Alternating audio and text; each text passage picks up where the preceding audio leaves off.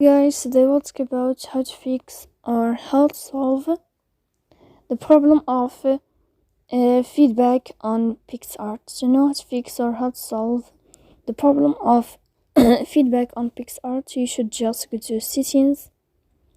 After that, you can click on apps, default apps, app settings.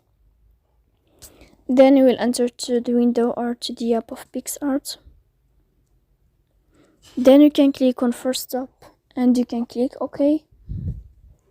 Here we'll enter to the window of storage. Then you can click clear cache. Don't click clear data because that can cause you errors on your app.